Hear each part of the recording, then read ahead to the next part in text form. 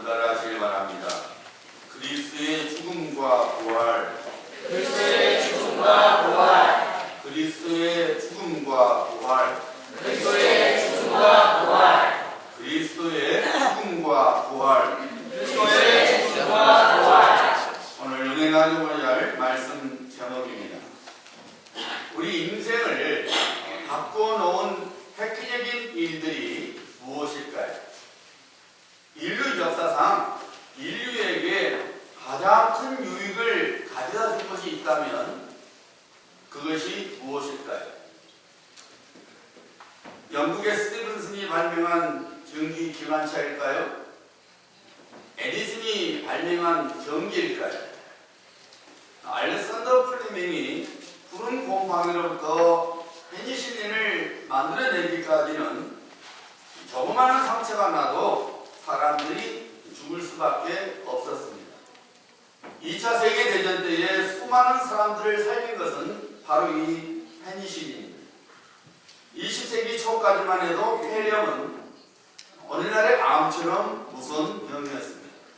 그래서 영화나 소설 속의 비련의 주인공들은 다 폐렴에 걸려 죽을 정도로 폐렴은 무서운 병이었는데 1928년에 페니실린을 만들어내므로써 폐렴은 더 이상 무서운 병이 되지 않았습니다.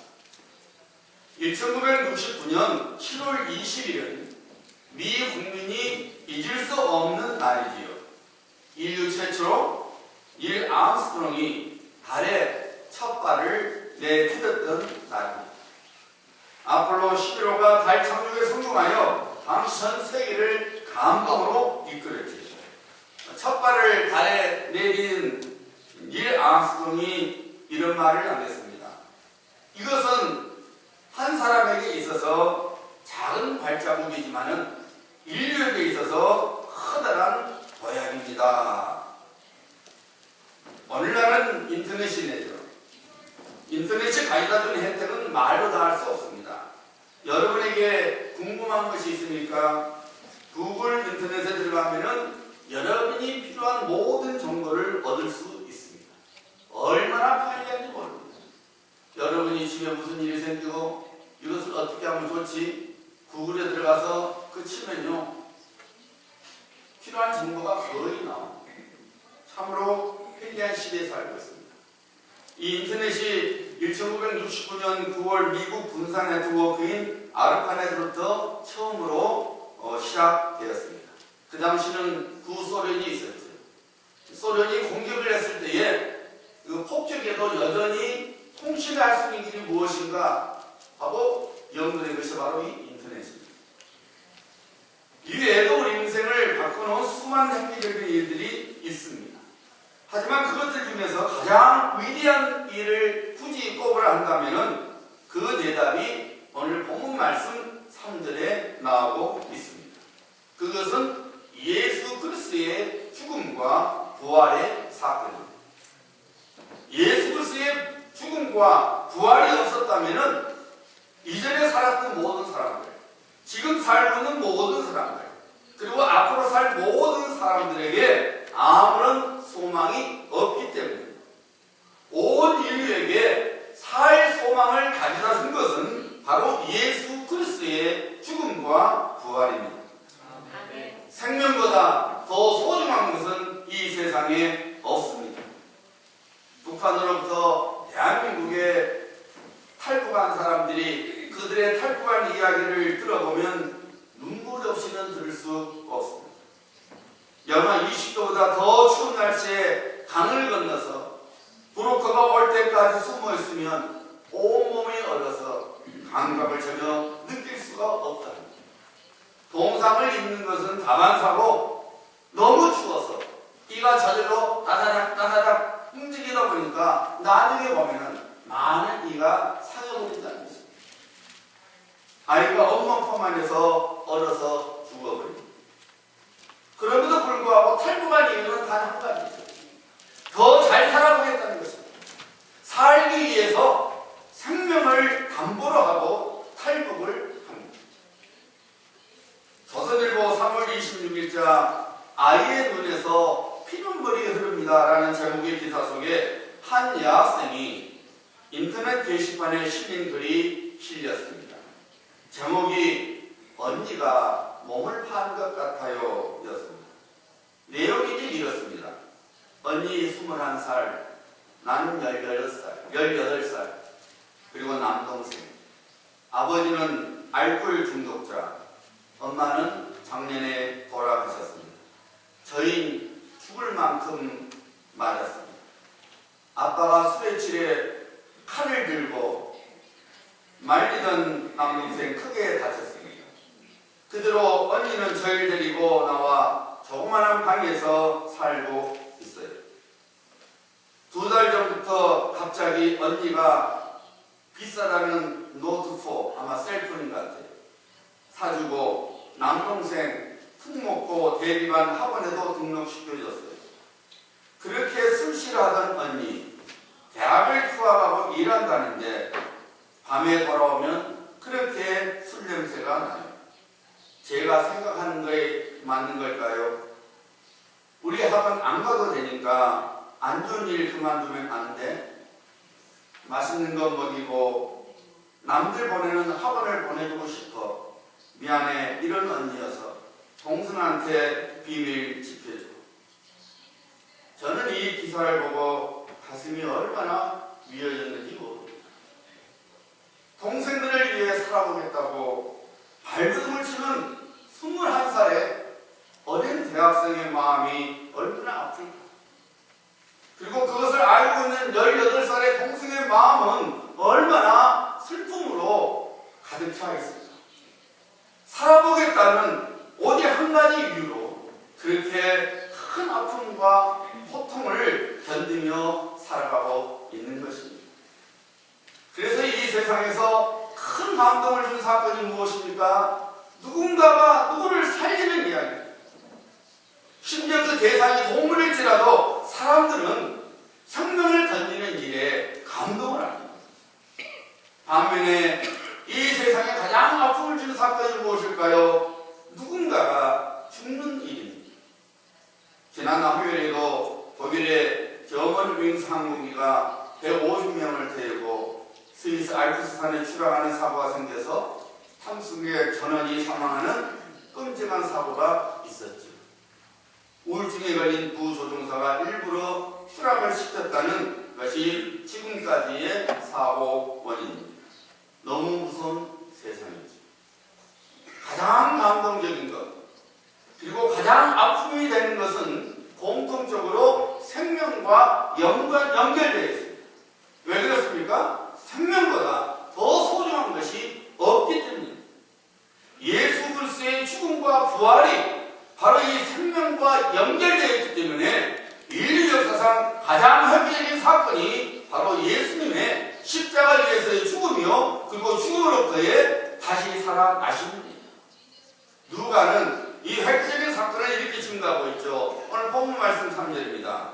그가 고난받으신 후에 또한 그들에게 확실한 많은 증거로 친히 살아계심을 나타내사 40일 동안 그들에게 보시며 하나님 나라의 일을 말씀하시니라. 예수님께서 고난을 받으셨다는 것입니다. 이는 십자가 위에서의 죽음을 의미합니다. 왜 예수님께서 십자가에서 죽으셨습니까? 로마 제국 당시에 십자가 처형은 최고 중벌에 해당된 것입니다. 반역을 도모했거나 혹은 끔찍한 범죄를 저질러서 도저히 용서할 수 없는 경우에 십자가 처형을 했습니다. 그렇다면 우리 예수님께서 끔찍한 범죄를 저질러서 십자가 위에서 죽음을 당하신 것입니까? 예수님을 신문했던 빌라도 총독이 뭐라고 말했지요? 누가복음 23장 14절부터 15절에 이렇게 나옵니다. 보라, 빌라도 총독이 말합니다. 보라, 내가 너희 앞에서 신문하였을 때 너희가 고발하는 일에 대하여 이 사람에게서 죄를 찾지 못하였고, 자기가 신문해봤지만은 죄가 없더라는 말이죠. 헤롯이 또한 그렇게 하여 그를 우리에게 도로 보내었도다. 헤롯 왕도 신문했지만 죄가 없어서 다시 우리한테 보냈다는 겁니다. 자기한테 보냈다는 것입니다. 보라, 그가 행한 행한 일에는 죽일 일이 없느니라. 우리 예수님께서 무슨 범죄를 저질러서 십자가에서 죽음을 당하신 것이 아니었음을 성경은 분명하게 하나님을 알지 못하는 사람을 통하여 증거하고 있습니다. 그런데 왜 예수님께서 십자가에서 고난을 당하신 것입니까? 왜 죽으신 것입니까? 갈라디아서 3장 13절입니다. 그리스도께서 우리를 위하여 저주를 받은 바 되사 율법의 저주에서 우리를 속량하셨으니, 우리를 율법의 저주로부터 속량해 주시려고 예수님께서 고난의 죽음을 당해 주셨다고 증거하고 있습니다. 고린도후서 5장 21절입니다. 하나님이 죄를 알지도 못하시니, 우리 예수님을 말하죠. 이를 우리를 대신하여 죄로 삼으신 것은 우리로 하여금 그 안에서 하나님의 의가 되게 하려 하심이라. 예수님께서 죄가 전혀 없으시지만은 우리를 대신하여 죽으셨다고 증거하고 있습니다. 에베소서 2장 5절입니다. 허물로 죽은 우리를 그리스도와 함께 살리셨고 너희는 은혜로 구원을 얻은 것이니라. 허물로 죽었던 우리를 살리시기 위해서 예수님께서 고난을 당해 죽어주셨다고 증거하고 있습니다. 우리 예수님께서 왜 십자가에서 고난을 당하셨는지, 우리 예수님께서 이 세상에 오시기 약 700년 전에 하나님께서는 이사야 선지자를 통해서 이렇게 증거했습니다. 이사야서 53장 5절과 6절 말씀이고, 그가 찔림은 우리의 허물 때문이요 그가 상함은 우리의 죄악 때문이라. 그가 징계를 받음으로 우리가 평화를 누리고 그가 채찍에 맞음으로 우리가 나음을 입었더라. 우리는 다 양 같아서 그릇 행하여 각기 제리로 갔거늘 여호와께서는 우리의 모든 죄악을 그에게 담당시키셨도다. 이제 다음 질문으로 넘어가 보겠습니다. 왜 예수님께서 우리를 대신하여 십자가 고난을 당하셔야만 했습니까? 왜 하나님께서 우리를 대신하여 예수님을 하여금 십자가 위에서 돌아가시게 하셨습니다? 이 세상의 많은 사람들이 예수님께서 사람의 허물과 죄로 인하여 십자가 위에서 죽으셨다는 것을 인정하지 않습니다. 내가 무슨 범죄자인가? 나 죄인 아니야. 내가 이렇게 살아있는데 죽기는 왜 죽었어? 등등 자신에게는 아무런 죄가 없을 뿐더러 죽지 않았다고 말을 합니다. 그런데 여러분, 하나님의 말씀인 성경은 간단 명료하게 선포하고 있습니다. 죄의 삭은 사망이다. 이는 다르게 말씀드리면 죽음의 원인은 죄라는 것입니다. 왜 사람이 죽습니까? 죄 때문에 죽습니다. 왜 사람이 죽었다고 성경은 선포하고 있습니까? 죄 때문에. 일반적으로 사람들은 죄하면 윤리적인 죄, 그리고 형법상의 죄를 생각하지. 그래서 나는 살인하지도 않았고 도둑질을 하지도 않았으니 죄인이 아니라고 말합니다. 도덕적으로도 난 깨끗해 하면서 죄인이 아니라고 말합니다. 죄의 삭은 사망이다. 또 선포하는 성경에서 죄는 도덕적인 죄와 형사법상의 죄만을 얘기하는 것이 아닙니다. 하나님께서 정한 룰대로 살지 못하는 것이 죄라고 성경은 분명히 선포하고 있습니다. 결국 하나님을 하나님으로 섬기지 못하는 것, 하나님을 믿지 않는 것, 세상을 쫓아가며 자신의 우상을 만들어 살아가는 것 등등 하나님의 기록된 말씀으로부터 벗어난 것은 모두 다 죄입니다. 그래서 성경은 분명하게 선포하고 있는 것입니다. 모든 사람이 죄를 범하였으며, 이전의 사람들 중에, 지금 살고 있는 사람들 중에, 그리고 앞으로 살 사람들 중에 죄인이 아닌 사람은 한 사람도 없었고 없으며 그리고 없을 것입니다. 그런데다가 첫사람 아담이 범죄하여 하나님 앞에서 죄인이 되고 말았습니다. 죄인의 자손은 자동적으로 죄인입니다. 이 시간에 태어난 사람은 누가 뭐라 그래도 그 사람은 이 시기예요. 박씨의 피를 받은 사람은 본인이 아니라 그래도 박씨입니다. 마찬가지로 아담의 자손이요 아담의 피를 받았으니 아담이 죄인이므로 모든 사람은 죄인입니다. 그래서 하나님 그리고 하나님께서 선포하신 죄의 대가는 죽음입니다. 이 죽음은 육적인 죽음만을 의미하는 것이 아니라 영적 죽음까지 의미합니다.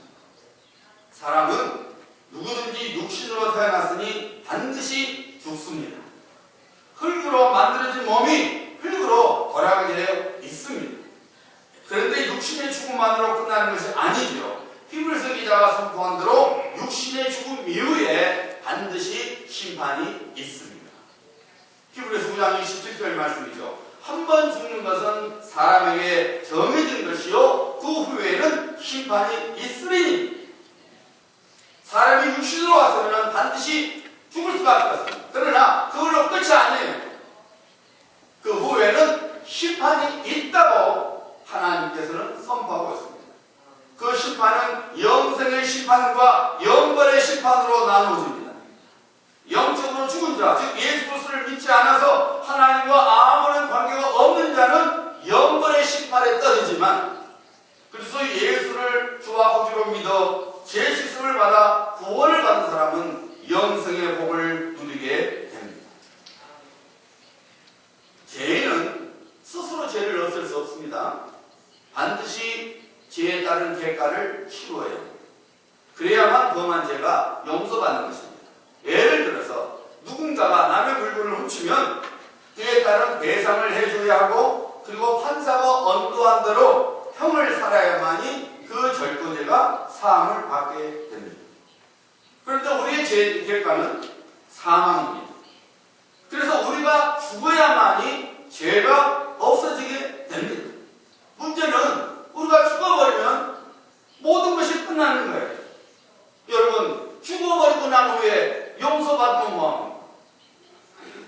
그래서 우리를 지극히 사랑하시는 하나님 아버지께서 성자 그리스도를 사람으로 이 세상에 보내주셨습니다. 성령으로 잉태되게 하셨습니다. 그래야만이 사람으로 오신 예수님께서 죄가 없으시기 때문입니다. 죄가 없으신 예수님께서 우리를 대신하여 그의 생명을 드렸습니다. 죄의 삭은 사망이라는 하나님의 의의를 이루신 것입니다. 죄 없으신 예수님께서 피를 흘려 주심으로 인해서 죄 사함이 이루어진 것입니다. 우리 예수님께서 하나님의 어린 양으로서 우리의 허물과 죄를 대신하여 갈보리 십자가 위에서 피를 흘려 주심으로 인해서 우리의 허물과 죄가 사함을 입어서 죽은 자가 죽었던 자가 산 자가 되도록 구원의 문을 열어 주셨습니다. 누가 그 구원의 문에 들어갈 수 있습니까? 나이가여 십자가에서 죽으신 예수 그리스도를 나의 주와 나의 구주로 마음으로 믿어 입으로 시인한 사람입니다. 여러분 왜 예수님을 믿는 것이 가장 중요한지 아십니까? 생명을 갖게 됐기 때문입니다. 즉 구원을 받기 때문입니다. 여러분 구원의 문제가 아니라면 예수 믿을 필요 없어요. 여러분 불교를 제대로 믿으면 진짜로 사람입니다. 제대로 믿으면 한국 승려들 중에 인간적으로 존경을 받을 만한 훌륭한 승려들이 많이 있었습니다. 여러분 유교를 믿으면 반듯한 사람이 됩니다. 하지만 불교와 유교는 생명을 건지지 못합니다. 구원을 가져주지 못합니다. 반듯한 사람이 될 수 있고 인품이 훌륭한 사람이 되기는 하지만 죄로부터는 구원을 가져주지 못합니다. 그래서 부처나 공자는 죽음으로써 끝난 것입니다. 하지만 기독교는 구원의 종교입니다. 예수님을 믿어야만이 구원을 받습니다. 반듯하게 살고 훌륭한 인격을 가지고 사는 것과는 다른 차원인 근본적인 문제, 죄로부터 사함을 받아 생명을 얻는 것이 우리 기독교의 최대 관심이요 목표인 것입니다. 여러분 죄를 짓지 말아야지 다짐한다고 해서 이미 있는 죄가 없어지지 않습니다. 아무리 좋은 가르침을 마음에 담고 있다 할지라도 이미 죽어버린 것이 살아나지 않습니다. 인간의 근본적인 문제, 즉 죄가 해결되지 않고서는 인간의 어떤 노력도 아무런 소용이 없습니다. 죽은 사람에게 뭐가 소용이 있겠습니까? 죽은 자는 말이 없듯이 죽은 자에게는 어떤 좋은 것도 더 이상 좋은 것이 아닙니다. 아무런 의미나 가치가 없게 됩니다. 내가 살아 있어야만이 그 무언가가 의미가 있고 가치가 있는 것입니다. 우리에게 있어서 생명보다 귀한 것은 없습니다. 그것도 영원한 생명보다 더 소중한 것은 없습니다. 우리 예수님께서 이 영원한 생명을 우리에게 선물로 주시려고 십자가의 고난, 즉 대속의 죽음을 당해 주셨습니다. 우리 예수님께서 지금으로부터 약 2000년 전에 갈보리 십자가에서 죽어 주심으로 인해서 그를 믿는 모든 사람에게 생명이 주어졌습니다. 죽었던 자가 산 자가 되었습니다. 이보다 더 획기적인 일이 어디에 있겠습니까? 아직도 우리의 허물과 죄로부터 건져내 주신 예수 그리스도를 주와 구주로 영접하지 못한 사람이 있습니까? 이 시간 예수 그리스도를 주와 구주로 영접하시길 바랍니다. 한번 따라하시기 바랍니다. 예수님, 나 같은 죄인을 위해 십자가 위에서 피 흘려 죽으셨음을 믿습니다. 그 피가 저의 허물과 죄를 씻어주심을 믿습니다. 제 마음속에 예수님을 주와 구주로 영접하오니 저의 구주가 되어 주세요. 예수님의 이름으로 기도합니다. 아멘. 이미 구원을 받았습니까? 아이삭 우아차 같은 고백이 여러분 심령 깊은 곳으로부터 나와야 합니다. 나 십자가 대할 때에 그의 고마워 내 얼굴 감히 못 들고 눈물 흘리도다. 이 고백이 나와요. 주님 나야요 피 흘려 돌아가신 주님, 주님의 십자가를 생각하니 그 일이 너무 고맙고 내 얼굴 감히 못 들 정도로 주님 감사합니다. 이 놀라운 감격이 이 십자가의 은혜에 감격하여 예수님께 헌신하는 여러분이 되어야 합니다. 누가는 지금까지 가장 획기적인 또 하나의 사건을 증거하고 있는데 그것은 예수님의 다시 살아나심, 즉 부활의 사건입니다. 예수 그리스도의 죽으심과 다시 살아나심은 동전의 양면과 같습니다. 죽으심이 없었다면 다시 살아나심도 없었고, 다시 살아나심이 없었다면 죽으심은 아무런 의미가 없게 되는, 예수님께서 죽음으로부터 다시 살아나셨기 때문에 예수님께서 십자가에서 죽으신 것이 의미를 품게 된 것입니다. 죄의 권세를 깨뜨려 버신 그 예수님 때문에 예수 그리스도를 믿는 우리도 죽음을 이겨내는 산 소망을 가진 자가 되는 것입니다.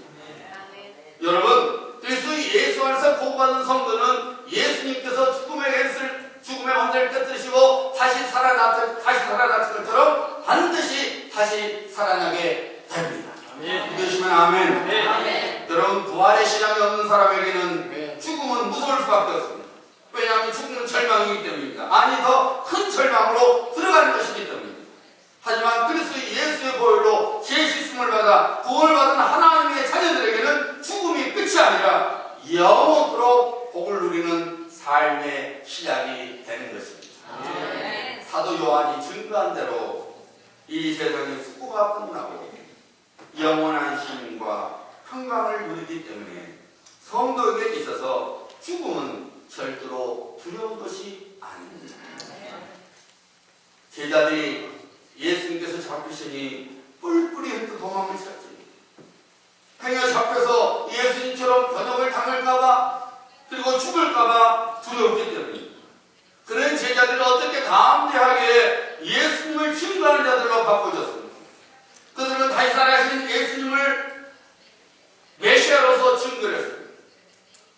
언제는 무섭다가 다 도망을 치더니 다 나와서 예수님은 메시아로, 예수님은 하나님의 아들이시라고 증거를 했습니다. 왜 그렇게 된 겁니까? 그들은 다시 살아나신 예수님을 경험했기 때문입니다. 만약에 예수님께서 다시 살아나시지 않았다면 제자들이 숨은 골방에서 나왔겠습니까? 절대로 그런 일은 일어나지 않습니다. 그런데 뜻밖에도 제자들이 다 나왔습니다. 심지어 유대 종교 지도자들 앞에서 예수 그리스도께서 메시아 되심을 당당히 증거했습니다. 개인종 앞에서도 벌벌 떨었던 베드로가 당시 나는 새도 떨어뜨릴 만큼 권세를 가졌던 산헤드린 공연 앞에서 우리가 너희 말씀 듣는 것이 맞겠느냐 아니면 하나님의 말씀을 듣는 것이 맞겠느냐 하면서 맞짱을 떴습니다. 어떻게 그 두렵게 도망을 쳤던 제자들이 나와서 당당하게 예수님을 증거할 수 있었겠습니까? 그 대답이 누가 입으로부터 나오고 있지요. 또한 그들에게 확실한 많은 증거로 신이 살아계심을 나타내사 40일 동안 그들에게 보이십니다. 예수님의 제자들은 다시 살아나신 예수님을 만났습니다.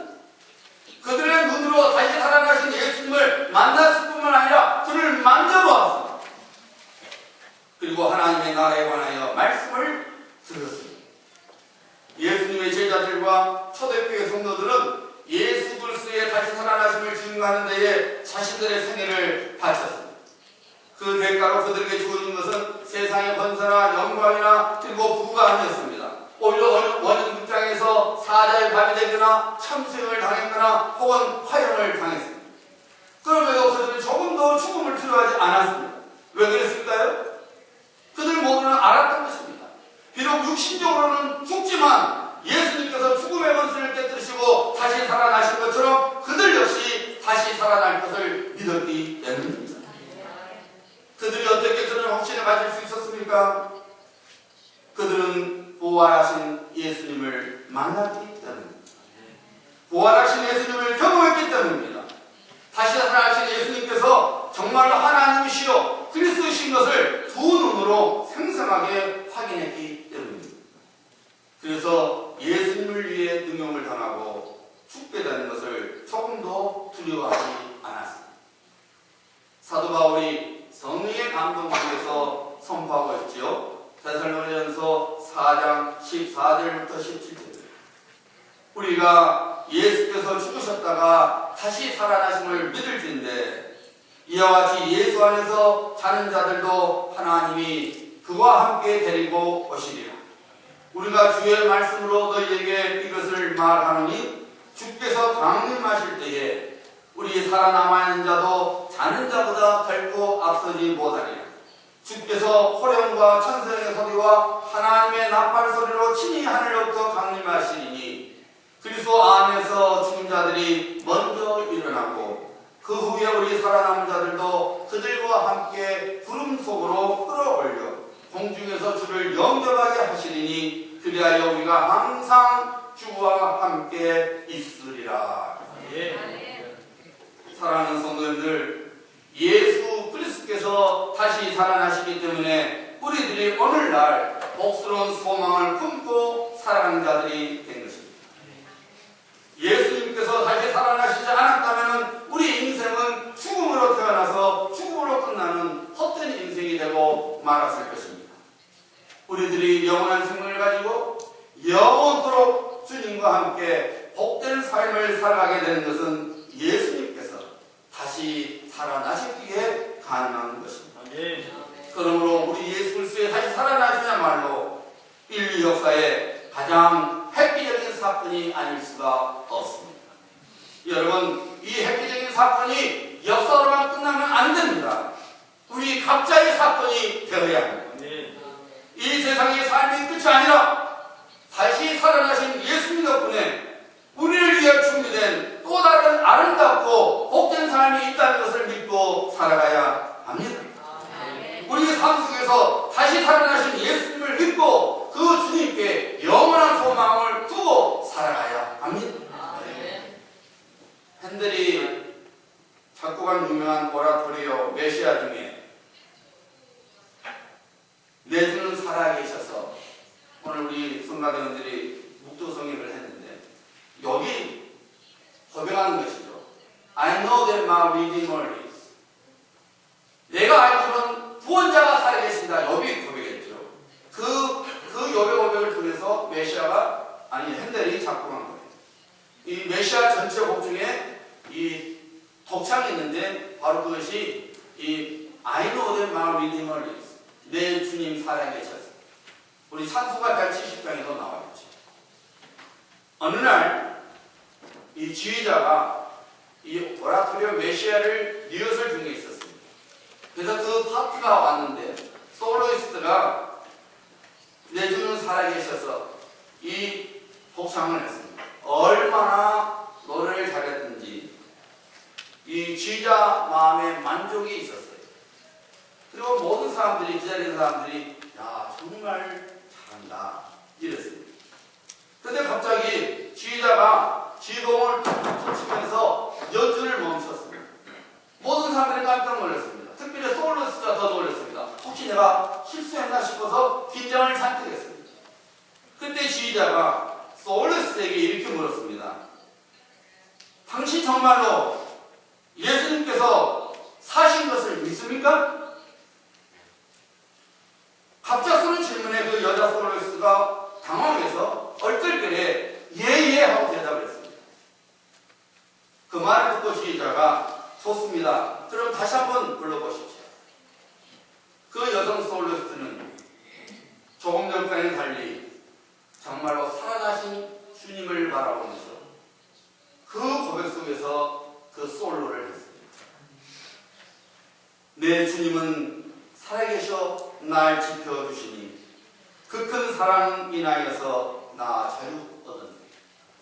나의 구원 되신 주님, 내 소망 되신 주, 항상 나와 함께 계셔 곧 다시 오시리. 살아계신 주님을 바라보고 그 믿음 가지고 독창을 하니까 그 독창을 듣고 있던 모든 연주자들과 청중들이 큰 감동을 받았다는 것입니다. 사랑하는 성도님들, 예수 그리스도의 죽으심과 다시 살아나심이 있었기에 오늘 우리 누빌 임마누엘교회가 존재하고 있는 것입니다. 여러분과 제가 이 자리에 있는 것입니다. 우리를 위해 죽으시고 다시 살아나신 예수님께서 우리 모두를 죄 가운데서 건져주셨고 예수님을 알게 주셨습니다. 확실한 친구로 예수님을 믿게 하셨고 그리고 오늘날까지도 그의 사랑으로 우리를 인도해 주시고 계십니다. 그리스도 예수의 몸된 교회로서 우리 모두는 이 일의 증인이 되어야 합니다. 날 위해 죽으시고 부활하신 예수 그리스도를 힘입어서 우리 삶 속에서 주님을 드러내며 살아가는 참 성도가 되어야 합니다. 주님의 동사가 되어야 합니다. 골로새서 4장 13절에 나오는 히에라볼라에 있는 어느 공동묘지에 이런 묘비명이 있다 합니다. 나 어제 너와 같았으니 너 내일 나와 같으리라. 나 어제 너와 같았으니 너 내일 나와 같으리라. 무슨 말입니까? 나도 지난번에 너처럼 살아있었어. 그런데 조금 지나면 너도 나처럼 죽은 자가 돼. 나 어제 너와 같았으니 너 내일 나와 같으리라. 지금은 살아있지만 우리가 지금은 살아있지만 언젠가 우리 역시 죽게 됩니다. 이것이 우리의 실체예요. 우리의 실체를 깨닫고 있는 귀여운 사람이 돼야 돼요. 우리가 평생 사는 거 아니에요. 우리가 죽은 자의 공동묘지를 보면서 내일이면 우리도 그 자리에 가는 거예요. 여러분, 너 내일 나와 같으리라는 소리를 통해 살아있는 지금 주님 앞에서 받는 삶을 살아가야 합니다.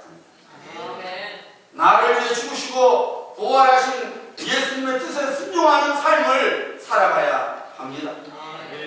늘 제가 고민하듯이 목사는 목사답게, 장로는 장로답게, 안수집사는 안수집사답게, 권사는 권사답게, 집사는 집사답게, 그리고 성도이면 성도답게 구원자요 부활의 주님이 되시는 예수 그리스도를 바르게